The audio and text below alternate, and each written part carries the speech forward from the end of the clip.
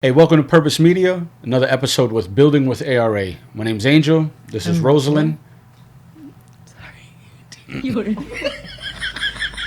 I'm Rosalind. No, wait. Now we got to start over again. Hey, welcome to Purpose Media. This is another episode with Building with ARA. My name's Angel. I'm Rosalind.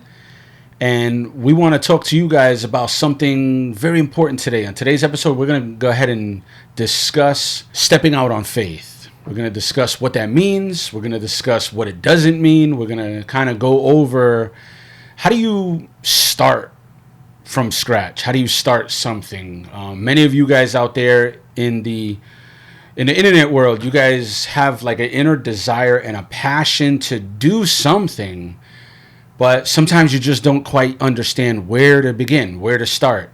Maybe you do some research and you get some answers, but the hill just seems like it's too big to climb.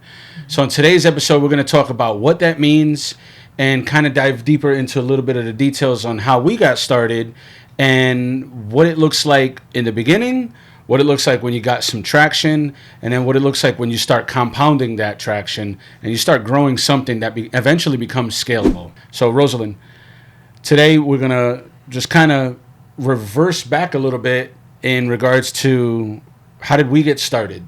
I would say first of all would be having the mindset to want to get started, to know that there's something more that you're being called towards, and knowing that we needed to do this. We saw opportunities and we took the opportunities, and we did it, by faith. We just walked by faith because at the time we had no knowledge of what we were doing, what we were getting into. But doing the research and doing a lot of prayer, we started the journey. But just having the mindset to work, having the mindset to grow, that's how we started. You talk about mindset, and mindset brings me into like this. There's a growth mindset and there's a fixed mindset, right? And, we either fall into one or the other. A growth mindset is more or less focused and fixed on how to improve, how to, redefine your way of thinking. A fixed mindset is just, hey, this is how it is. This is how it stays. This is how it's going to be. And fixed mindset people tend to be a little bit more comfortable with the way things are, where growth mindset people continue to challenge status quo, continue to like push the envelope and push the limitations of where I'm at right now is okay. But there's still more room for growth. There's still more room. Can you imagine what life would be like if a tree only was limited to grow with constrictions, and so that kind of brings me into like the differences between a growth mindset and a fixed mindset. And Rose is absolutely right when she talked about it starts with your mindset. If you can't convince you that you need to grow, well, then you'll stay fixed in that place that you're in. And the one piece of encouragement that I think her and I will share with you is don't complain. Don't complain about a fixed mindset. With the caveat being, don't complain about the growth mindset either. The key to growing is to enable consistent application in everything that you do, in everybody that you talk to, in all the relationships that you have. You're going to find that there's opportunity to either plant, reap, but no matter what, you're going to be doing something. You don't just do nothing. And that's kind of where it led us to having a mindset in the beginning. Would you say that's right? Yeah, that's definitely right. But it's also knowing not to self-sabotage, bad talk yourself. I had a really bad habit of, I'm still working on it, of not saying, no, I can't do that.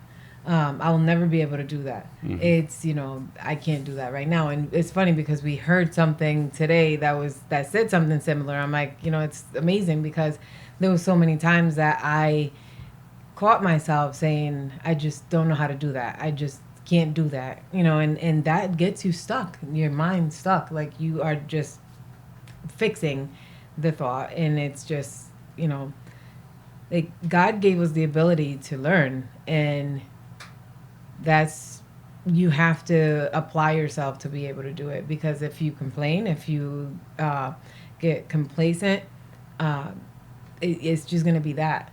And once people, and I see that, and I've done it myself, where if when you encounter an issue, you kind of just shriveled up and it's like, oh, I can't do it, I'm just going to run away and not try to get over that. You're just going to be like, oh no, that was too scary, I'm just going to walk away and not try. Yeah. The not trying is something that I've always had a hard time processing. And for you guys out there that just need a little bit of encouragement, just need a little bit of nudge or push, like, we're here to tell you that this is two homeless kids that were living out of a vehicle, didn't know where our next meal was coming from, and by the grace of God, took us, and we applied baby steps, incremental baby steps of walking by faith and just trying. If this doesn't work, then you find something that does work, and once you find something that does work, you keep working that thing, and you keep pushing forward, until eventually you got something that starts to compound and starts to grow, and you start looking at the opportunities, and you start scaling something where you realize you need more people, you need more resources, you need more bandwidth to be able to grow something that's bigger than just you. One of the areas that we consistently focus and we agree on it with our children is we remove the excuses, and when our kids say I can't, we tend to kind of like go past that and say, but have you tried? Have you tried? And if they haven't given it an honest effort and a diligent effort, then you just rip the excuses away from them, and you You're start really good at that. you expose those areas. You expose those areas of, well, now you can try. And Rosa's seen it happen, hundreds of times, where our kids or even other people we get to minister or talk to, or just be in business with it. That moment, those two words, I can't, I have 10, 15 different follow-up questions for you on why you couldn't. And then after 3 or 4 questions, we then realize that you actually could have. And then either it's a learning experience, either we expose laziness, we expose complacency, we'll expose the fact that you didn't put an honest foot forward, you didn't put effort forward. And so we try to remove all of the excuses away from why you couldn't, and kind of expose the reasons or options and where you missed and where you can capitalize next time, the minute you convince yourself that a growth mindset is something you probably need to be pursuing in lieu of a fixed mindset. No, and also not just, the laziness or even those things, but sometimes you just don't know any better. You've never had the opportunity to have somebody pour into you knowledge like that, and you just don't know any better. So it's I think that, to me, one of the most gratifying things is to watch the aha moment on people, like when excuse me, when you're talking to someone and that light just turns on, like, I didn't know that, or I didn't know I could, or that, like, that was just that aha moment. I think that's beautiful. That's definitely, when God puts all of those pieces together. I mean, because the Bible tells us, like, no matter, in everything that we do, we are to get an understanding. And so what does that mean? What does that understanding really entail? Well, an understanding means just exactly where you stand. You stand under the authority. You stand under the knowledge. You stand under the wisdom. You stand under where you currently are. And to get an understanding means that you can stand under what you know, who you are, whose you are, the wisdom that you've gained. And for those who don't know, there's a level okay, I'm ignorant to it now, but does that mean I need to be ignorant later? Because remaining ignorant, remaining uninformed, remaining unaware simply means that there was a level of laziness and a level of I wanted it, but I didn't want to work for it. I wanted to achieve it, but I didn't want to go ahead and put my effort into it. I wanted the gratification without the implementation of the dedication to be able to work towards this milestone. And so, I'm getting all preachy here right now because I'm using words that rhyme. But through it all, you realize like those who want it are going to do it. Those who just talk about it, well, they're just going to talk about it. How bad do you want it? How bad do you want it? Because one of the teachings that I've loved listening to over and over again is if you have a mindset where you can look at what life will be like once you reach that milestone, that goal, that objective, how good will life be for you and others around you once you get there? And if you can visualize how good life will be for you and others around you once you get to that milestone, that objective, and that goal, well, then understand that the process to get there is going to not be great all the time. It's going to be challenging. You're going to operate with a level of uncertainty. But the certain part about it is that you need to keep operating. You're going to focus on the fact that where you are currently, and you're going to feel like you need to measure yourself against others. Wrong mentality. You need to continue to focus on, did I apply? Did I try? Did I put forward everything I can do today? Did I achieve anything? Did I have a little bit of progress? Did I have a lot of progress? Do I feel accomplished? And there's many days where me and you will sit back and we're like, man, we got so much accomplished today. And that list just doesn't seem to get smaller. Yeah. It seems to something grow. added every time. Yeah. 1 or 3 things every day that gets added to it. But you said something key that sometimes we tend to compare ourselves, or even like we were having the conversation earlier, how you can even feel bad about having that mentality, having that business mindset, because let's say you never had anyone in your family be an entrepreneur, or having a business or anything like that. You can certainly be looked at like, oh, you think you're better than everyone, or you think you got it all together, or stuff like that, and that can play in your mind, and just then you're like, oh, I better not get too big, or I better not get Too successful. Yeah, because I have I'm afraid to have people just look at me in that way. I had that. Like, I used to think about that before. Not that my family ever showed, me, like, you're better than anybody, but I would just be afraid of looking like, too successful, or just, but no, what made me realize is that I'm doing this for them too, like, to not only help them grow, but also they see me doing it, that they know that they can do it too. But yeah, the conversation that we had earlier was just like not being afraid of wanting to be successful. Right. Yeah. Because success brings a whole lot of baggage with it. First of all, my definition of success may not be your definition of success. I may want to reach a level that is 5 or 6 steps below where you might want to be, or vice versa. There may be some people where their level of success is just right here, and my definition might be a little bit more or broader or grander.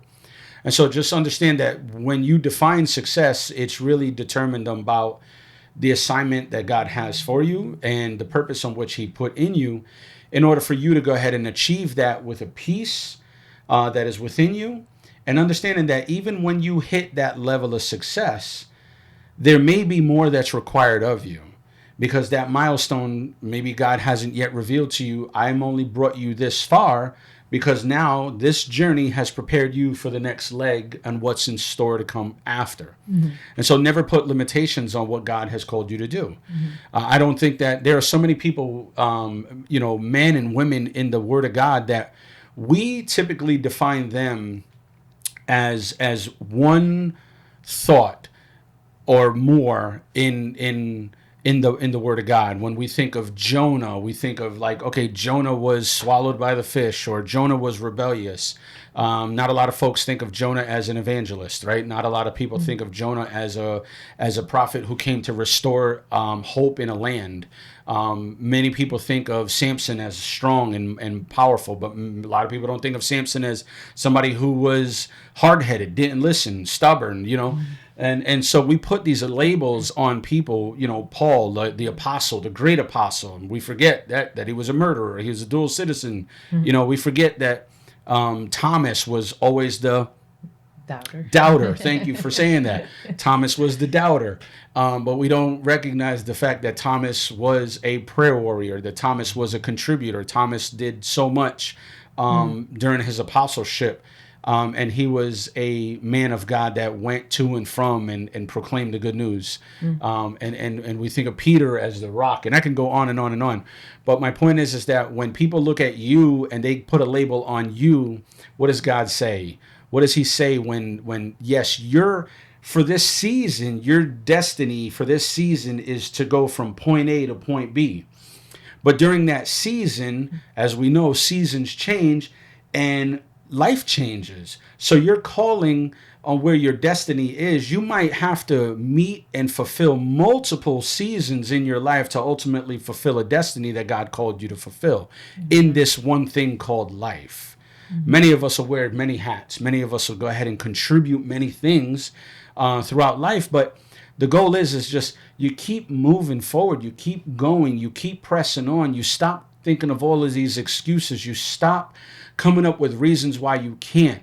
I don't care if you have these limitations in your mind, whether you're blaming your social economic status, whether you're blaming your ethnicity, your upbringing, your culture, your background, I don't care whether or not you're blaming your diverse background or where you grew up in the region, your school, your upbringing. None of that matters. What matters is that you are who you are. You are one of one. There will never be another like you. So in order for you to fulfill the most out of this life, just be you. Just be you. Be who God created you to be. Quit coming up with all of these, I need to do this and I need to do that, and they're doing that over here, so I got to kind of keep up with them. And man, just find your purpose, find who you are, and operate with knowing that it's okay to be nervous. It's okay to be scared, but you don't operate with fear. You operate with power. You operate with love, and you operate with a sound mind. Mindset is where we started the conversation, and it all boils down to, like, if your mindset is on point and your heart set is locked in, then if God before you, who can be against you? Who could be against you? Amen. So, I think of often where we definitely had late nights. We stood up late and we were so worried about things that if we exposed all of those areas, there's so many concerns and worries that we had in our growth, in our business, in our marriage, in our family, in our kids. And these are small problems compared to some of the problems that people go out there in life, man. These are small problems. And I thank God that he's shown us how to endure through those issues. And even though they're big problems to us, I think a lot of people may look at that and say, man, I'd trade my problems with your problems any day. And that's where it comes down to that comparison model. And you can't compare yourself to my journey, to Rosa's journey. God has a book called the Book of Life, and if your name's written in that Book of Life, then you got your own story. He's got your story to be told. Your story can't be my story. We can have similarities. We can have a lot of dramatic finishes and comedy hours and suspense thriller moments.